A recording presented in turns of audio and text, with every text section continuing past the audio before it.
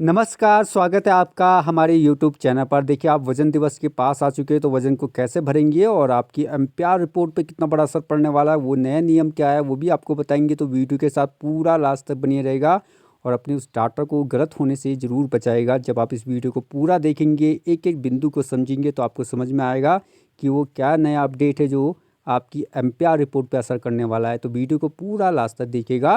देखिए, आप वज़न दिवस के पास पहुँच रहे हैं, तो वज़न दिवस के पास जाने से पहले आपको पता है कि आप वज़न को जब भरते हैं, तो आप अपने डैशबोर्ड के ऑप्शन से भी जा सकते हैं। तो आप डैशबोर्ड का जैसे ही ये वाला ऑप्शन दबाते होंगे, तो आपको क्या होता होगा, वहाँ पे स्लाइड करने पे आपको ज़रूर ग्रोथ मॉनिटरिंग का ऑप्शन दिखाई देता होगा। ग्रोथ मॉनिटरिंग का ऑप्शन को भरने के लिए आप देखिए यहाँ पे पेंडिंग यानी बकाया वाले ऑप्शन में जाके भी बच्चों का वज़न भरते होंगे, तो आप हमारा बात बकाया पेंडिंग का ये ऑप्शन दबाएंगे और जैसे आप ये ऑप्शन दबाएंगे तो आपको लाभार्थी के नाम आते होंगे। लाभार्थी के नाम के सामने जैसे हमारा बच्चे का नाम है, उसी के सामने मेजर का बटन होता है यानी वज़न नापने का बटन होता है। आप जब इस बटन को दबाते होंगे तो आपको क्या होता होगा, इस प्रकार का खाना मिल जाता होगा जहाँ पे आपको बच्चे की लंबाई भरनी होगी और बच्चे का वज़न भरना होता होगा। उसके बाद जब आप वो भर लेते होंगे नापने के बाद, तो आप इसे सबमिट करते होंगे, है ना। ये ऑप्शन कैसे मिला भाई आपको? ये आपको मिला जब आपने बकाया पेंडिंग वाला ऑप्शन दबाया और उसके बाद जब आपने ये दबा दिया, तो आपको ध्यान रखना है कि आपने ऊपर भी पेंडिंग और बकाया वाला यानी लंबित वाला बटन ज़रूर दबाना है, तब आपको बच्चों के नाम दिखाई देंगे। इस प्रकार आप वज़न भरते होंगे या फिर आप पुराने तरीके से भी जा सकते हैं, जहाँ पे आपको बच्चे के नाम के सामने 3 बिंदु रहते होंगे, आप 3 बिंदु दबाते होंगे। 3 बिंदु दबाने के बाद यहाँ पे भी आपको ग्रोथ मॉनिटरिंग का ऑप्शन रहता होगा। तो जैसे आप ग्रोथ मॉनिटरिंग का ये वाला बटन दबाते होंगे, तो आपको क्या होता होगा, यहाँ पे डाटा मिल जाता होगा भाई बच्चे की लंबाई भरने के लिए और बच्चे का वज़न भरने के लिए। उसके बाद आप इसे सबमिट कर लेते होंगे, है ना। अब आपको पता है कि आपकी इस श्रेणी में क्या है, जब आप डैशबोर्ड में ही आओगे, हमारे पास डैशबोर्ड में यहाँ पे आओगे और डैशबोर्ड का ये वाला बटन दबाएंगे आप लोग, तो जैसे आप ये दबाएंगे तो आपको पता है कि यहाँ पे कुपोषित और अति कुपोषित की श्रेणी भी होती है। आपने इस श्रेणी में जाने से बचना है। यदि आपके कारण वो गलती हो रही है यानी आप गलत डाटा भर रहे हो, तो उससे कैसे बचेंगे वो भी यहाँ पे बताएंगे। तो वीडियो आपके लिए बहुत ज़रूरी है और लास्ट तक जरूर देखिएगा। तो भाई हमें कैसे बचना है बच्चों को कुपोषित और अति कुपोषित में जाने से?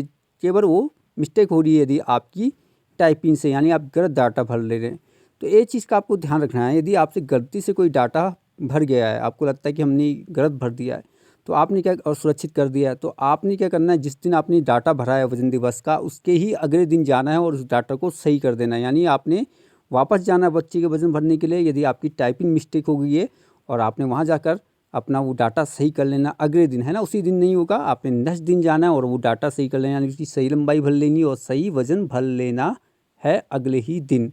तो आपने देर नहीं करनी, क्योंकि जब डाटाबेस वहाँ पे अपडेट होगा तो आपने अगले ही दिन इस कार्य को ज़रूर करना है, ताकि आपकी जो टाइपिंग मिस्टेक हुई है वो आप सुधार सकें और बच्चे को गलती से कुपोषित और अति कुपोषित में ना जाए आपकी टाइपिंग मिस्टेक के कारण। अब थोड़ा सा वज़न भी देख लेते हैं भाई कि नॉर्मल वज़न कितना होना चाहिए। तो थोड़ा सा यहाँ पे चार्ट भी आपको समझाते हैं। ये चार्ट का स्क्रीनशॉट ज़रूर मान लीजिएगा, लेकिन थोड़ा बिंदु यहाँ पे ज़रूर समझिएगा। देखिए क्या होता है कि आपका जैसे चार्ट है, ये वाला जो खाना है हमने बना रखा, ये है लड़के का ये वाला खाना, ठीक है ना। ये देखिए ऊपर बॉयज़ लिखा हुआ है, तो ये लड़के का है, और ये लड़की का है यानी गर्ल्स लिखा हुआ है ना। अब जो पैरा खाना है थोड़ा सा देखिएगा, ज़्यादा बड़ा नहीं करेंगे, इम्पोर्टेंट टॉपिक आपको यहाँ पे समझाएंगे। यहाँ पे देखिए जो पहला वाला खाना है, यहाँ पे साफ लिखा हुआ है कि at the time of birth, यानी जन्म के समय क्या नॉर्मल वजन होता है वो यहाँ पर लिखा हुआ है, ठीक है। तो लड़के का कितना होना चाहिए भाई नॉर्मल, 3 किलो 300 ग्राम, और लंबाई होनी चाहिए 50.5 सेंटीमीटर, ठीक हो गया जन्म के समय। और इसी लड़की का भी देखिए, जन्म के समय लड़की का होना चाहिए भाई 3 किलो 200 ग्राम और लंबाई होनी चाहिए 49.9 सेंटीमीटर। ये हो गया बच्चे के जन्म के समय। अब यदि बच्चा 1 महीने का है तो यही नॉर्मल रेंज है, लेकिन आपने पॉइंट बढ़ा देने हैं, है ना। पॉइंट बढ़ा देने हैं 1 मंथ के बच्चे का। इसी प्रकार 2 मंथ का जो बच्चा होगा उसका भी यही नॉर्मल वजन होगा, लेकिन आपने पॉइंट ज़रूर बढ़ा देने हैं। पॉइंट बढ़ाना है, ये इसका आपको ध्यान रखना है, ठीक है।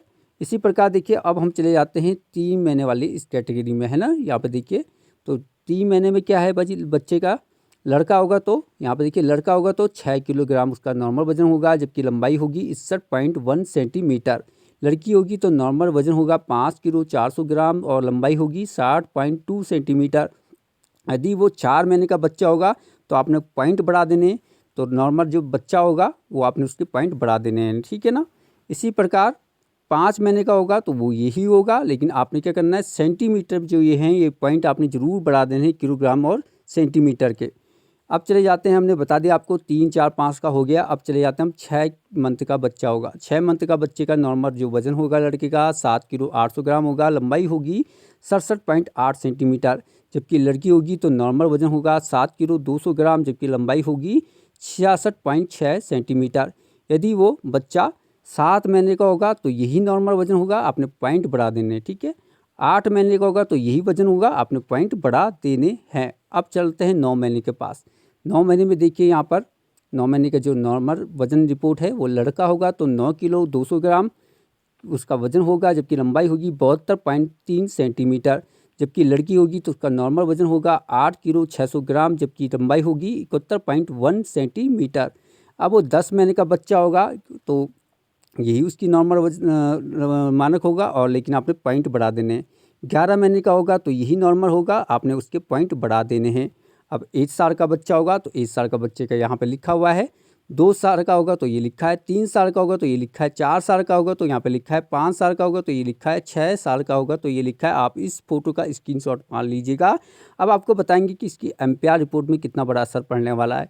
देखिए जो डाटा आप यहाँ पे भर देंगे पोषण ट्रैकर में, अब क्या है मानक रख दिया है भाई कि जो ऑनलाइन का काम हो रहा होगा वही मान्य होगा, यानी पोषण ट्रैकर के आधार पर ही लाभार्थी को सारे लाभ मिलने वाले हैं, और सारा डाटा उसका वहाँ से मैच होना चाहिए आपकी एम्पायर रिपोर्ट पे भी।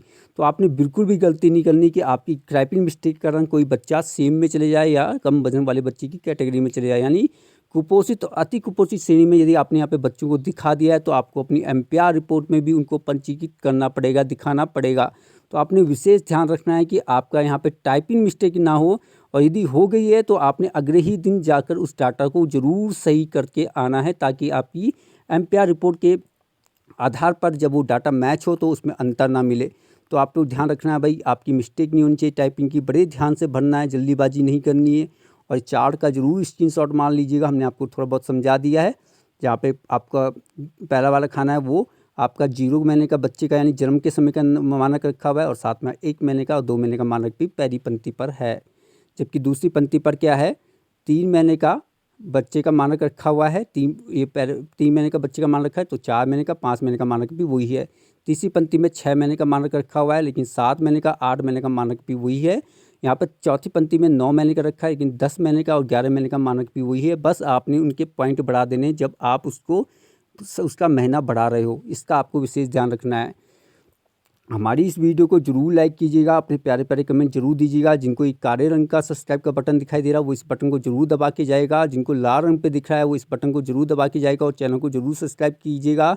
इसका कोई भी पैसा नहीं पड़ता है, रोज़ ट्रेनिंग दी जाती है। तो ट्रेनिंग पाने के लिए, अपने डाटा को 100% बनाने के लिए हमारे चैनल को जरूर सब्सक्राइब करके जाएगा।